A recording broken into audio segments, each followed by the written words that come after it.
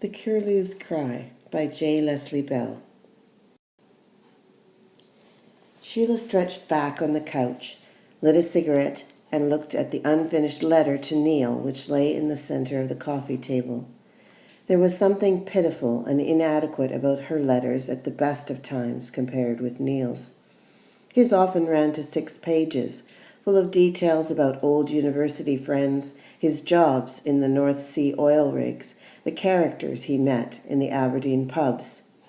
By contrast, her letters were niggardly and hastily written, dashed off if she had a minute to spare in the lounge during the mid-afternoon lull. At the far end of the table was a cardboard box containing all the letters Neil had written to her since she had arrived in Canada. There were 48 letters in the box, 48 neatly written reminders of his dependability, his love, the Auld Alliance, as he had put it. He would be here in 1 month. 1 month! She glanced at the letter again. There would be no point in finishing it now. She had 2 days off, and she was bored and hot and restless. She lit another cigarette and listened to the music which came from the apartment next door. The old man who lived there on his own played his classical records all evening. She enjoyed the music, although she only recognized 1 or 2 of the composers. She had seen his name on his letterbox in the lobby, S. Sikorsky. They had nodded to one another in the hallway, but they had never spoken, thank God. She had no desire to talk to old foreign gentlemen about their troubles, the war, their back problems, or whatever it was that old foreign gentlemen talked about. Still, there was a vague feeling of security knowing that he was there. She picked up her paperback and read a few pages and then put it down again. She went out to the balcony and leaned on the railing. The sun was just going down, and its rays burned red on the surface of the river, which she could just see between the gap of the 2 buildings across the street. Below, young couples walked and cycled towards the park. A man's deep, assured laughter drifted up to her. He had his thick arm around his girlfriend's narrow, tanned shoulders, locking her into his side. Sheila threw the butt end of her cigarette down at them and watched it, twisting and swooping, drifting in the downdraft away to the left, missing the couple by about 20 yards. The sun had slipped out of sight, leaving only a red haze in the sky. She stood there until it was dark, looking at the lights of the city, listening to the distant sounds of traffic until the iron railing became cold in her tight grip. Only when she went inside did she feel the pain and notice the 2 red, horizontal welts on her palms. The next day, after lunch, she walked to the park. She found an unoccupied bench under a clump of poplar trees and sat down and tried to read her book again, but she couldn't concentrate. It was one of the books that Neil had recommended to her. It was an émigré Czech author whose name she couldn't pronounce. She would finish it by the end of the month. She promised herself that. She would even finish the letter and give it to Neil when he arrived. It was very quiet in the park, save for the occasional jogger who went by, kicking up the red gravel. The sky was cloudless, perfect.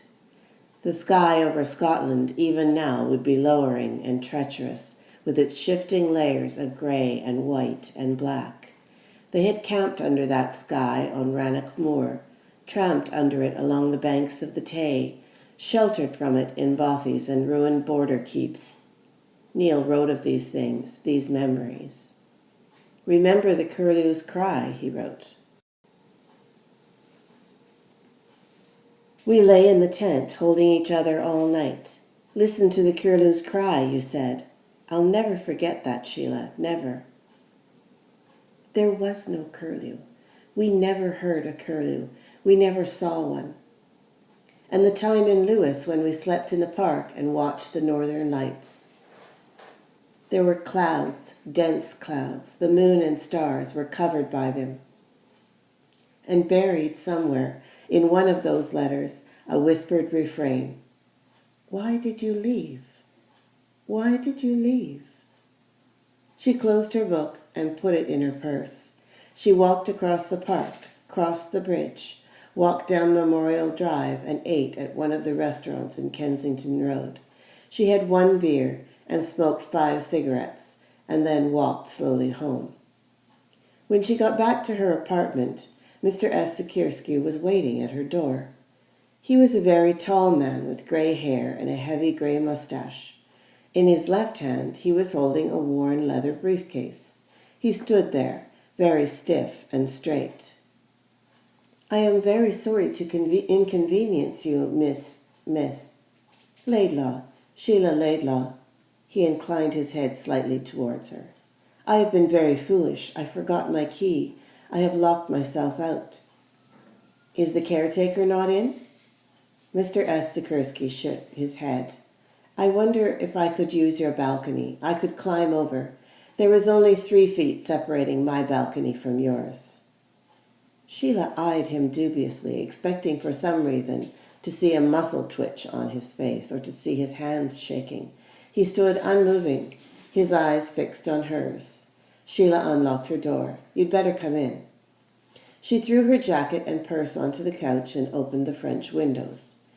"Be careful. It's 12 stories down. You'd better leave your briefcase here. I'll hand it over to you."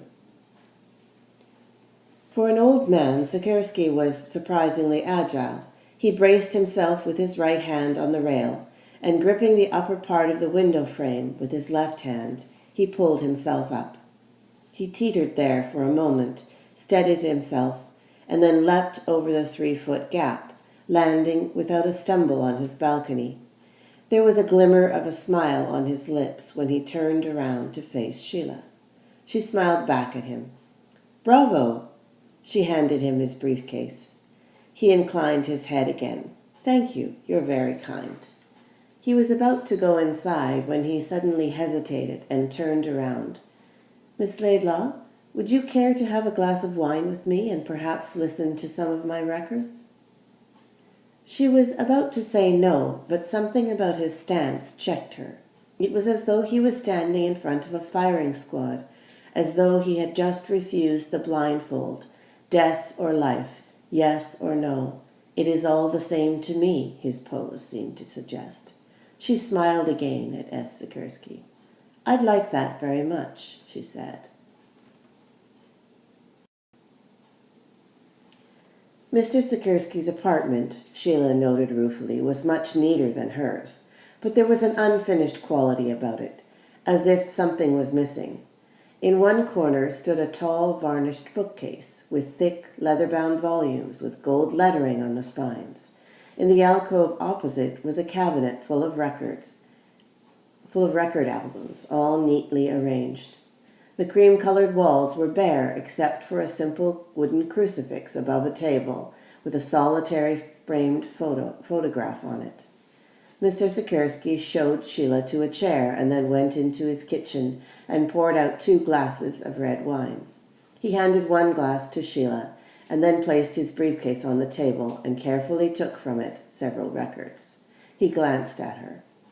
"I go to the library once a week. They have an excellent classical section."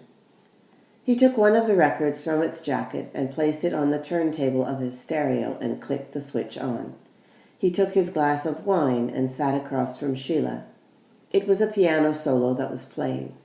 Sheila had to strain her ears to hear. The rippling notes sounded remote, almost as though they came from some other unseen place, imperceptibly rising and falling, then converging and moving away beyond earshot.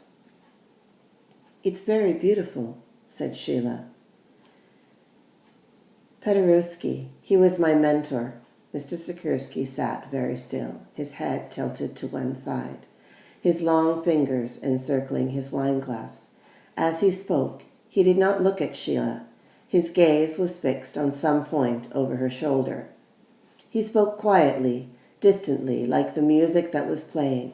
He spoke as though there was no need for preliminaries, as if they had made a pact to dispense with small talk. "Before the war, I taught private piano lessons.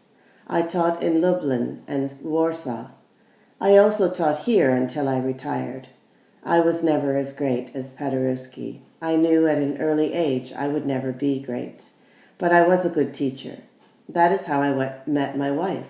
She was one of my pupils. She gave a performance in Vavel Cathedra quite recently.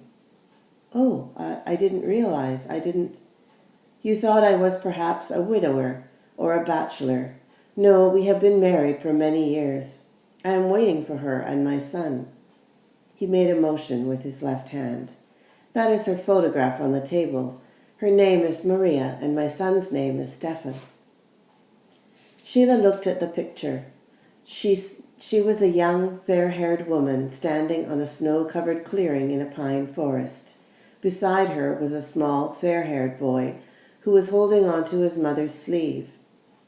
Both their heads were turned slightly away from the camera, their smiles strained, as though they were peering into the sun. "They will be here soon," Mr. Sikorsky repeated. "Very soon. I have it on the best of authority." "You must be very happy," said Sheila. She was looking at the photograph again. Only then did she notice that the woman wore the kind of high-shouldered coat her mother used to wear during the war. The boy wore a sailor hat with a black band around it. She could guess that there would be white lettering on the hat, denoting the name of the ship. "Yes, I am very happy," said Mr. Sikorsky, touching his wine glass to his lips. It was getting dark now, and the room was in half shadow. Sheila could barely make out his features. She couldn't take her eyes off the picture. A dying ray of sunshine touched it momentarily, illuminating the woman's fair hair, creating an aureole around her head. Then the light was gone. She sensed that Mr. Sikorsky was following her gaze. He answered the question that she could not ask. "It has been 45 years since we have met. I had to leave. There was no choice. 45 years, but they will be here soon. There is no doubt in my mind about that. It is a question of faith." Sheila felt her hands suddenly trembling. She placed her glass on the floor and tried to light a cigarette, but she couldn't hold the match steady. She felt cold. Mr. Sikorsky had just said something else, but she hadn't heard. He was leaning forward slightly, one hand held palm upwards towards her. She did not need to see the expression on his face. She knew well enough what was there. She knew what she had to say. "I'm sure they'll be here soon. I'd like to meet them when they arrive." His voice was lowered to a whisper, but it was firm and assured again, merging with the music in the background. "Thank you. I knew you would understand." The chair creaked as he sat back. He was asleep when Sheila finally left, his head slumped to one side. She took the glass from his hand and put it on the table beside the photograph of Maria and Stefan. As she passed him, she touched his shoulder, but he didn't stir.